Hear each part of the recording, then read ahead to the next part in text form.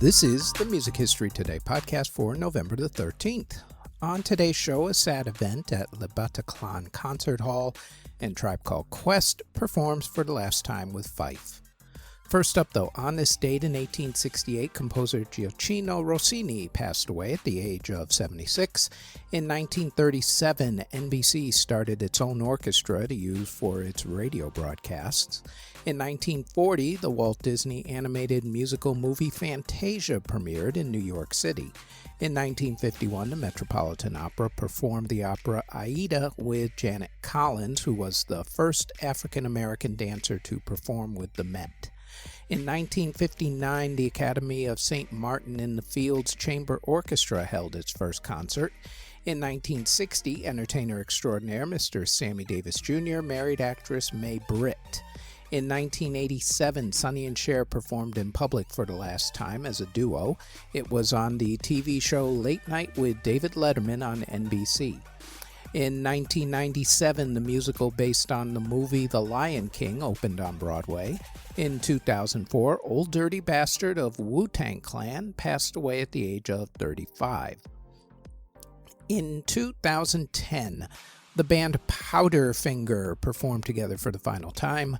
In 2015, there were coordinated attacks in various locations in Paris, France. Among those places was Le Bataclan Concert Hall, where the band The Eagles of Death Metal were performing. 89 people were killed in the Le Bataclan attack. We discuss what happened on this particular evening, along with the details of what happened during this particular event in Le Bataclan, on this week's Music History In-Depth podcast, which has already dropped on this network. In 2015, a Tribe Called Quest performed for the last time with the lineup that included Phife Dawg, who would pass away a few months later. The performance was on the TV show The Tonight Show starring Jimmy Fallon on NBC and was to celebrate the 25th anniversary of their album People's Instinctive Travels and the Paths of Rhythm. In 2016, singer-songwriter Leon Russell passed away at the age of 74. In 2020, Kylie Minogue hit the top of the British albums chart with the album Disco, making her the first woman to hit number one on that chart at least once in 5 straight decades. Albums that were released on November the 13th include in 1958 when Johnny Cash released Johnny Cash Sings the Songs That Made Him Famous. In 1959, Elvis Presley released 50 Million Elvis Fans Can't Be Wrong, Elvis's Gold Records Volume 2. In 1965, the Four Tops released the Four Tops' second album. That's literally the name of the album. In 1968, Diana Ross and the Supremes released Love Child. In 1971, Neil Diamond released Stones. In 1977, Leonard Cohen released Death of a Ladies' Man. In 1978, Susie and the Banshees released The Scream. In 1978, same day, Kate Bush released Lionheart. 2 great albums from 2 great ladies. In 1981, New Order released Movement, and Slade released Till Death Do Us Part. In 1982, Lee Aaron released the Lee Aaron Project. In 1982, same day, the Eagles released their Greatest Hits Volume 2.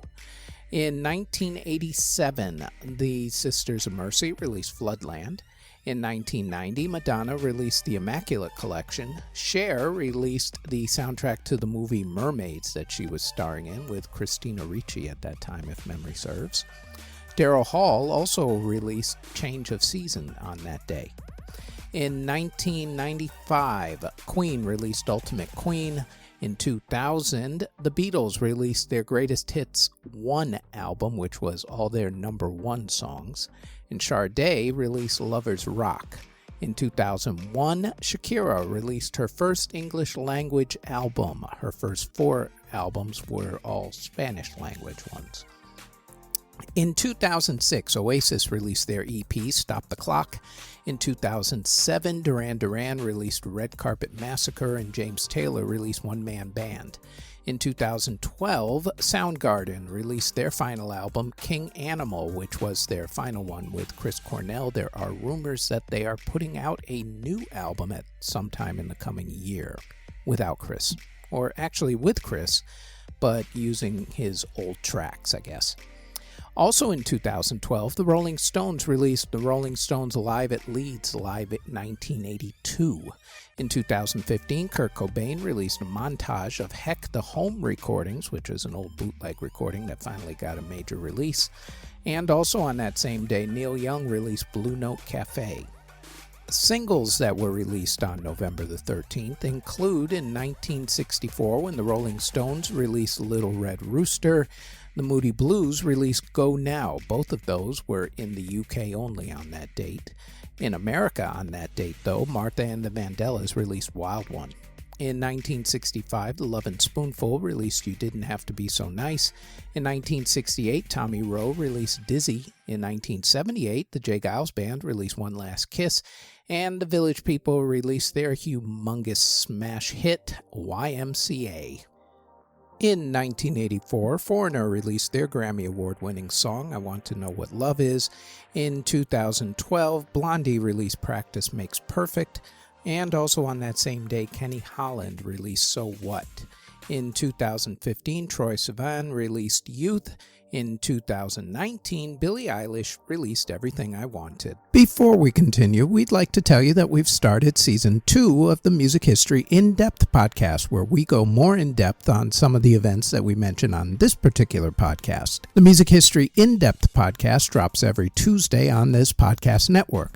Now, back to the Music History Today podcast. Artists who were born on November the 13th include rapper 24 Golden, singer Julia Michaels, Dirty Walter Kibbe of the group Fishbone, Bill Gibson of Huey Lewis and the News, Andy Rankin of the Pogues, rocker Aldo Nova, Nikolai Fracture of the Strokes, John Francis Zing of For Fun, singer and guitarist Terry Reid, Roger Steen of the Tubes, Toy Caldwell of the Marshall Tucker Band, country music singer Ray Wiley Hubbard, R&B singer Timmy Thomas, blues artist John Hammond Jr., singer Baby Washington, singer Don Lane, singer Charlie Storwick, singer Nastia Krislina, rapper Tokyo's Revenge, rapper ASAP Yams, and singer Sun Hee Hoo.